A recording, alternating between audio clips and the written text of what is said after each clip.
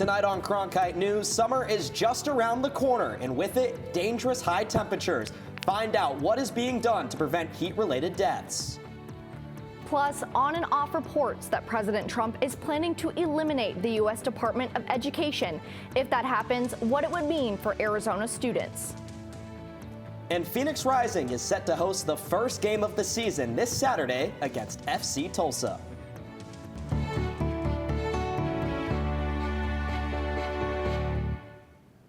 Good evening and welcome to Cronkite News. I'm Ben Paris. And I'm Emily Fox-Milling. Thank you for joining us. We start tonight with the ongoing talks of the Trump administration's reported plans to dissolve the Department of Education. The White House has reportedly prepared an executive order to direct Education Secretary Linda McMahon to start dismantling the department. The constitutionality of this potential executive order is in question, something Secretary McMahon was asked about during her confirmation hearing. Take a look. Yes, it is set up by the United States Congress, and we work with Congress. It clearly cannot be shut down without it. Caitlin Humphrey reached out to local educators to find out what they have to say about potential changes in federal money for education. We reached out to Superintendent Public Instruction Tom Horn, and he wasn't available for an interview, but his office sent us a statement saying, in part, shutting down the U.S. Department of Education would not result in a loss of federal formula funding for Arizona. However, we talked to people involved in education who say they're worried about public school funding, financial aid, and programs for special needs students, just to name a few. Education Forward, a statewide advocacy group, says in a statement, Arizona's public schools receive about $2,090 per pupil in federal funding, which represents approximately 20% of the state's total K-12 education funding. I also talked with the director of Save Our Schools Arizona, who says we receive more federal funding than most states. It's really critical for not only food for children, which obviously is important for academic success, but also for after-school tutoring programs, Head Start pre-K, and then major buckets of funding for students with disabilities, rural students, and low-income students. So, our most vulnerable students are at risk here. Superintendent Horn says that other grants that we get through the Department of Education can also be directed back to the states, stating there is no reason to filter funds through a federal bureaucracy. In the newsroom, Caitlin Humphrey, Cronkite News. Several Arizona representatives in Congress voted to censure Al Green. Lawmakers voted 224 to 198 to censure Green, with 10 Democrats joining their Republican counterparts. This comes after he interrupted Donald Trump's joint address to Congress earlier this week. Mr. Green, take your seat. Take your seat, sir. Take your seat. Finding that members continue to engage in willful and concerted disruption of proper decorum, the chair now directs the Sergeant-at-Arms to restore order. Remove this gentleman from the chamber.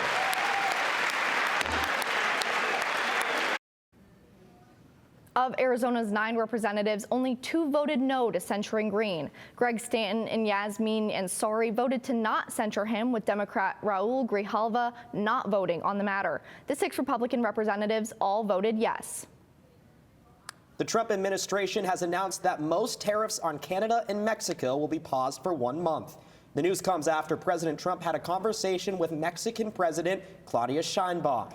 Trump's social media announcement comes after his Commerce Secretary said tariffs on both Mexico and Canada would, quote, likely be delayed. This is Trump's second 1-month postponement since he unveiled the tariff plan in February.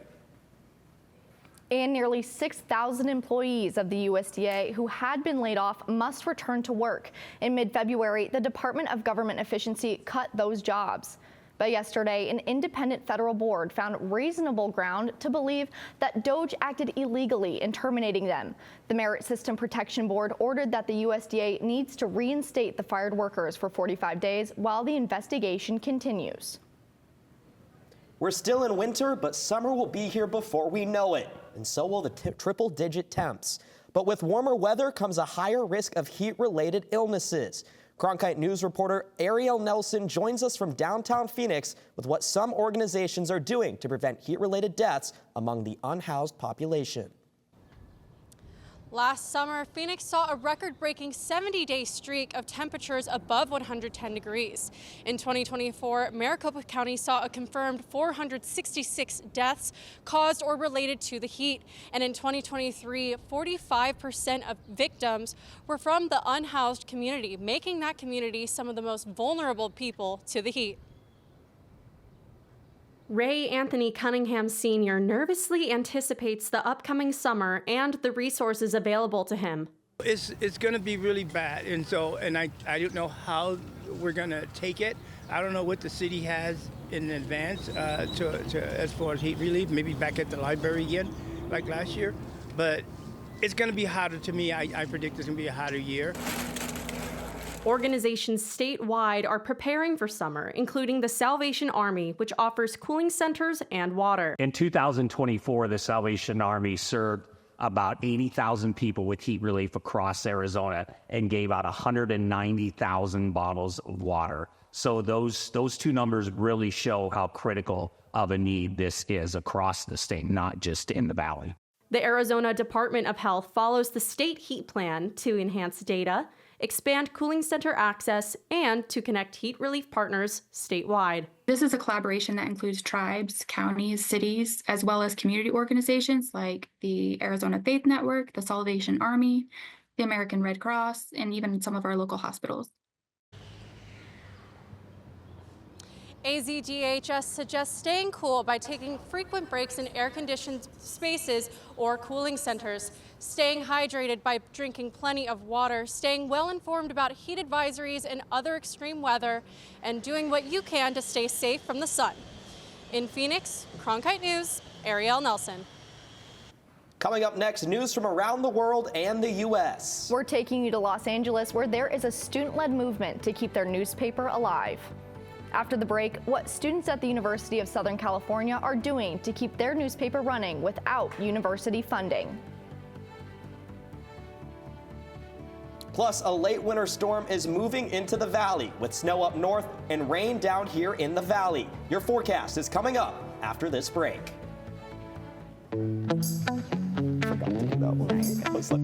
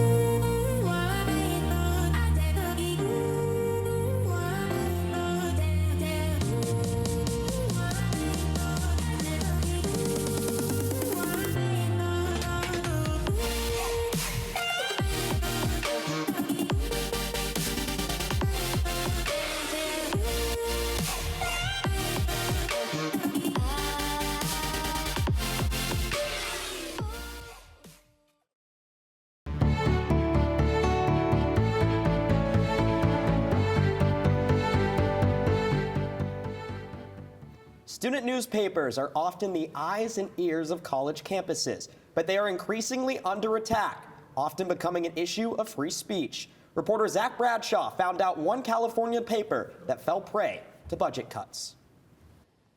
The University of Southern California campus is quiet at 7 p.m. on a Tuesday night. But on the fourth floor of the Student Union building, the student-led newspaper is busy delivering the day's news. We publish, morning, noon, and night, no matter what it is. The acclaimed Daily Trojan newspaper has been publishing since 1912. But in early December, the paper's leadership received what they said was a shocking call from the university. They said, we're cutting everything. They cut our print from 5 days a week to 3. All staff payment, we paid every single person on staff for every single piece of content they created. And then also our senior staff stipends, they said to cut that as well. And they basically just said, this is what's happening, we're cutting all of this. What's worse, the decision was announced during finals week. Obviously, they told us very late in the game, which makes it impossible for us as student leaders to even do anything about it at all. What they were able to do was use their voice. Leaders immediately posted on the Daily Trojan Instagram page for its nearly 30,000 followers to see. We spent most of winter break focused on what can we do. Is there any way we can negotiate with the university?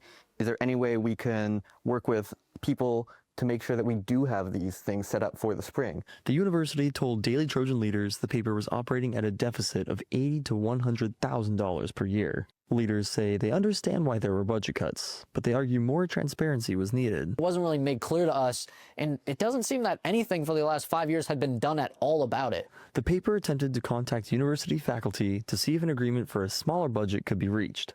In the end, they were left disappointed. To us, it seemed to have made it very clear that we're doing this and you have no say in what's happening. Luckily, the cuts haven't resulted in any staff leaving the paper, which Fendrick estimates still has at least 350 contributors. But what has been affected is the range of coverage, especially away games for USC sports and trips to cover stories outside campus. Our website constantly crashes, but we don't quite have the money to update the website to make it easier for people to get our news and so that they don't have to worry about the website crashing on them. It makes a lot of what we want to do to provide the best coverage we can a lot harder. The Daily Trojan has since ramped up its fundraising efforts, including selling a printed version of its magazine and opening advertising space online. They're also accepting donations to help fund what they believe is a vital service. We can be there to sort of shed light on what's happening, offer different perspectives, have photographs and quotes, just be like the eyes and ears of campus. We're definitely still trying to do a lot of things to help better our situation and help continue the future of the Daily Trojan. In Los Angeles, Zach Bradshaw, Cronkite News. The university's Office of the President did not respond to comment. There is a chance for the paper to advocate for its budget be at least partially restored, but students will have to wait until at earliest this summer for negotiations to occur. Now an update on the rebuilding efforts to repair the damage from the LA wildfires. Los Angeles Mayor Karen Bass announcing today the do not drink order in the affected areas will be lifted tomorrow. As of tomorrow, the do not drink order will be lifted for all standing structures in the Palisades. And just to give you a comparison, in the tragic campfire, it took 18 months. It was done here in 2. Mayor Bass also noted she is still committed to rebuilding the impacted communities at lightning speed. Back here in Arizona, we have a big storm moving into the state. Snow is already falling in the high country, and we are expecting a lot of rain down here in the valley. Olivia Williams joins us now from the Cronkite Weather Center with more on what we can expect. Yes, it's definitely been chillier out here in Arizona. Let's look at the evening planner. So it's going to be 67 degrees, and it's going to drop pretty significantly throughout the night to 63 degrees. We're going to see some highest wind speeds of 14 miles per hour, and that's going to dial down to 6 miles per hour throughout the night as well. For the low temperatures, we're looking at 8 degrees up here in the Grand Canyon, 24 degrees in Prescott, and 46 degrees out here in Phoenix. As for the high temperatures, it's definitely the warmest down here in Yuma with 68 degrees. Up here in Prescott, 38 degrees, 35 degrees in the Grand Canyon, 38 degrees in Sedona, and 55 degrees here in Phoenix. As for the future forecast, we're definitely going to see some rain coming in from California. It's going to hit Phoenix around tomorrow midnight, and it's going to get even stronger around the following morning, and then it's going to pass through into New Mexico. For the 8-day forecast, let's take a look. We're going to see some rain on Friday with highs of 54 and lows of 52. It's going to get sunnier throughout the weekend, but it's definitely going to warm up on Sunday with 75 degrees. And then the rest of the week, it's going to get pretty chilly, and we're going to see some clouds on Tuesday and Thursday, but some sun on Wednesday and Friday. That's all for this evening. For Cronkite News, I'm Olivia Williams reporting. Coming up next, stay tuned for the Cronkite Sports Report. That's right, Ben. NASCAR is back in the Valley with races this Friday, Saturday, and Sunday at the Phoenix Raceway. Find out about a NASCAR Valley native who made a trip to a local Boys and Girls Club.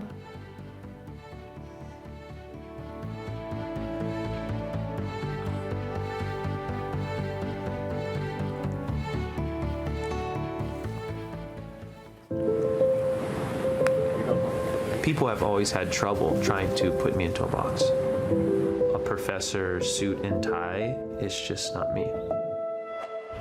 Without the ocean, I don't know what I would do. The ocean's always been there for me. As Hawaiian people, we believe that the coral is the first living being to come out of the darkness. It's the foundation of our entire lifestyle, and that's what my research is about. What we do is we take photographs of the reef over long periods of time to create models that can tell us what the planet is doing.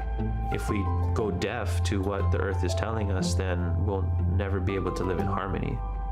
If I can get my students excited about protecting the ocean, then they're the ones who are gonna really make the difference. I hope my students realize that I'm not trying to prepare them for something in the distant future. Their time is now at Arizona State University.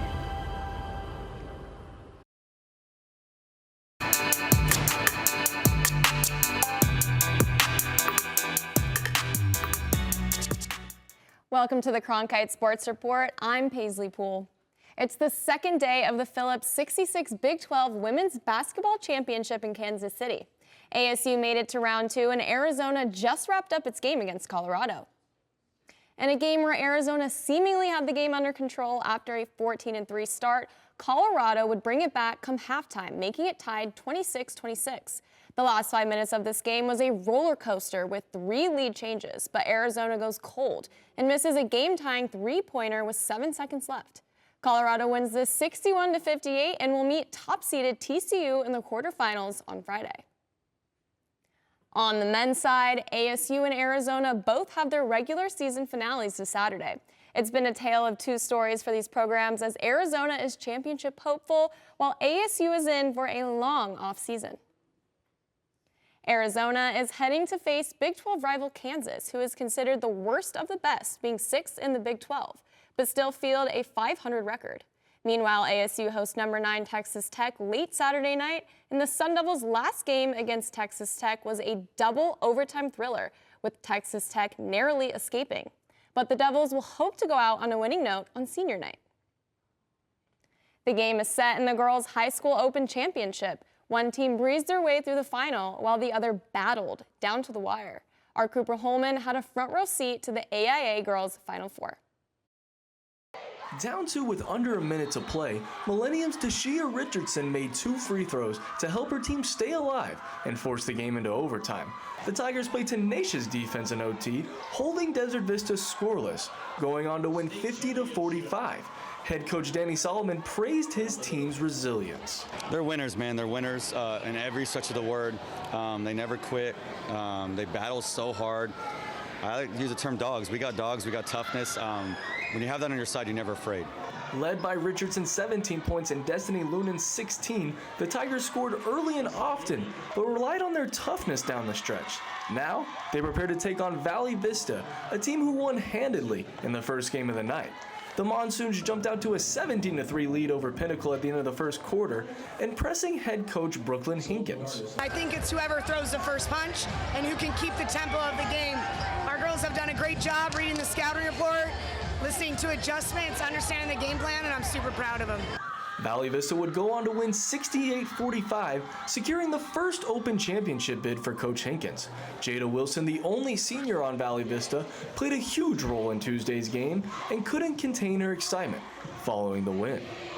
It means so much because this group, we have been through the wins, the losses, and everything together, and just to be here with them today means so much. I wouldn't want to be here with any other team. I love them so much.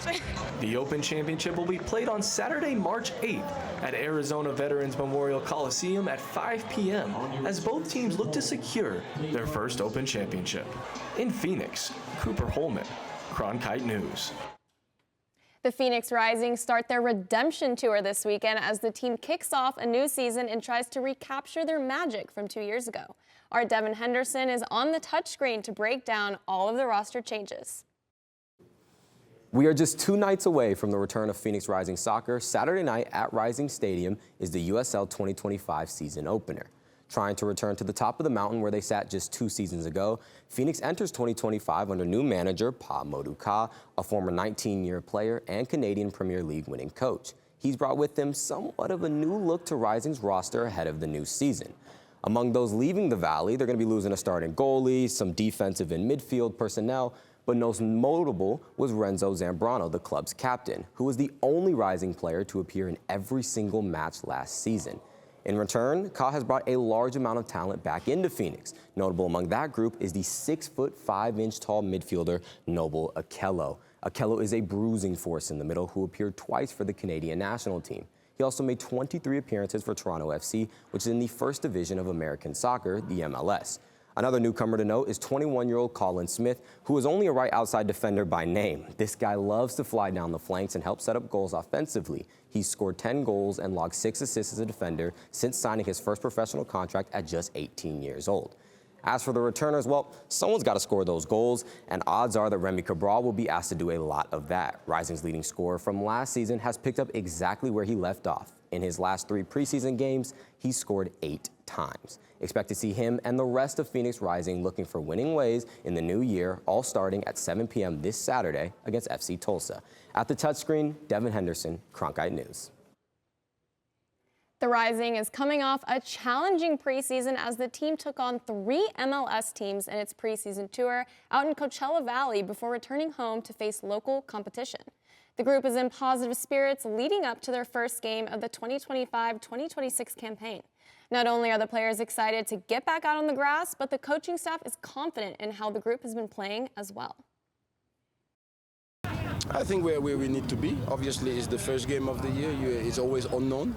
It's always unknown territory. You know what you're going to face. You know what you're going to get. But the biggest thing for us that the preparation has been very good. The boys are ready. It's not quite March Madness, but it is March Madness. The NCAA wrestling postseason is here. ASU is ready for the upcoming tournament as Brady Poplar looks at the Sun Devils' preparation. Arizona State Wrestling heads into the postseason with an underwhelming regular season dual record of 4-11 and a 1-7 conference dual record. ASU looks to flush out the regular season as they enter the postseason with high goals. If you're not getting better, you're falling behind. So just constantly improving, and the goal never changes. National championship. Since the 2020-21 season, the Arizona State Sun Devils have finished 7th place or better, including 2 fourth-place finishes. This season, the Sun Devils will look to continue their postseason success. It's going to take a lot of hard work. This weekend, a few weekends from now, it's going to be tough, but it is doable. 4 or 5 All-Americans, 2-3 in the finals, and all of a sudden now you're looking at a trophy. 125-pound national champion Richard Figueroa is on the quest to defend his title. Only 3 Sun Devils have won multiple national championships. Figueroa comments on what joining that list means. It means a lot, just a legacy I want to keep building here for younger generation, that when you come here, you could be a national champ. You don't have to go to the Big Tens or Pac-12s. You could come to Sun Devils and be a national champ here. Even on a down year, the Sun Devils still have their eyes on bringing championships to the Valley. The journey for the Sun Devils begins March 8th when the Big 12 tournament kicks off. In Tempe, I'm Brady Poplar, Cronkite News. NASCAR comes to Phoenix Raceway this weekend, and local NASCAR driver Michael McDowell was out in the community as he visited a local Boys and Girls Club in Avondale this week. McDowell hosted a question and answer session with the kids before playing games with them. This included playing with race car tracks and virtual simulators. The Boys and Girls Clubs of the Valley has a strong relationship with the Phoenix Raceway with a NASCAR mural on the side of the building. The visit was special for McDowell, a native of Glendale, for multiple reasons. I'm also a dad too, right? I have 5 children, so understand the value of having a great, safe place to come and to grow and build relationships and have a really good time like they're having right now. McDowell will drive the number 71 car for Chevrolet in the Shriners Children's 500 on Sunday at Phoenix Raceway. And that's it for tonight's Cronkite Sports Report. I'm Paisley Poole, sending it back to you guys at the desk. Coming up next, 2 pieces of sports history are being put to auction. Authentic jerseys worn from NBA legends will soon be sold later this year. Find out how much these jerseys are expected to sell for after the break.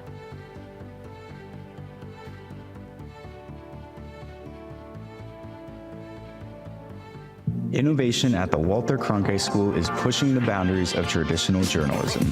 Storytelling has evolved over the years. This is part of that evolution. Students in the Innovation and Entrepreneurship Lab are using emerging technology to create scenes in augmented and virtual reality, coding playable games, and bringing the audience into the story. They're only limited by their imagination and their willingness to learn. Find out more at cronkite.asu.edu. Welcome back. Sports memorabilia can be quite expensive, but a new highly sought-after piece of history is ready to break records. Authentic rookie jerseys worn by Michael Jordan and Kobe Bryant will be put up for auction later this year. These two jerseys have been photo matched to the first ever professional appearances on the court for these two legends. Experts say the jerseys have the potential to sell up to $10 million. The two jerseys will be put on display in New York City before they head to auction. And speaking of auctions, take a look at this, a Cheeto that looks like the Pokemon Charizard, sold at auction for over $87,000. Nicknamed Cheetozard, the chip was discovered a few years ago and just now sold at auction. This is not the first time a uniquely shaped Cheeto sold for over 5 figures. In 2017, a Cheeto shaped like the famous gorilla Harambe sold at auction for over $100,000.